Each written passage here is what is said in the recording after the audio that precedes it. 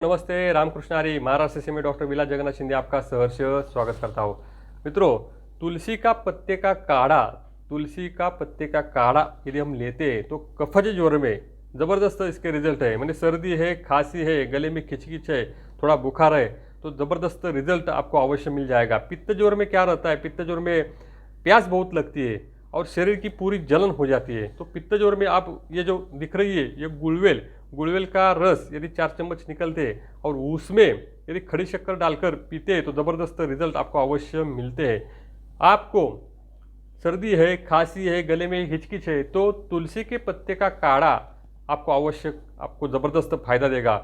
तुलसी रहती है, ये अग्निदीपक रहती है, इससे सर्दी, खांसी, दम कम हो जाता है।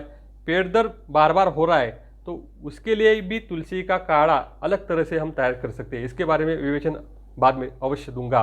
तो तुलसी का काढ़ा हम किस तरह से तैयार कर सकते हैं, तो 10 तुलसी के पत्ते लीजिए, 2 कप पानी में लीजिए, 2 कप पानी एक बर्तन में डालिए और गैस के ऊपर रखिए, नहीं तो चूल्हे के ऊपर रखिए। 2 कप पानी में 10 तुलसी के पत्ते आप डालिए, उसमें अदरक का एक छोटा टुकड़ा डालिए।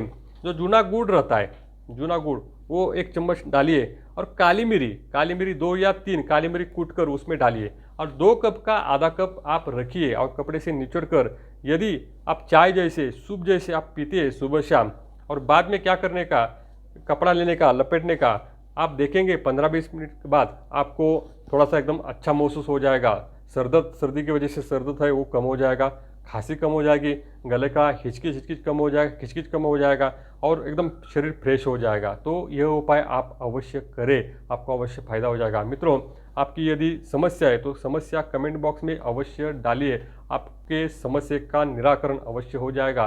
मित्रों, ऐसे नए नए उपाय के लिए हमारा चैनल आप अवश्य सब्सक्राइब कीजिए। मित्रों, मिलते हैं अगले वीडियो तक, तब तक के लिए रामकृष्ण हरी। धन्यवाद। वंदे मातरम।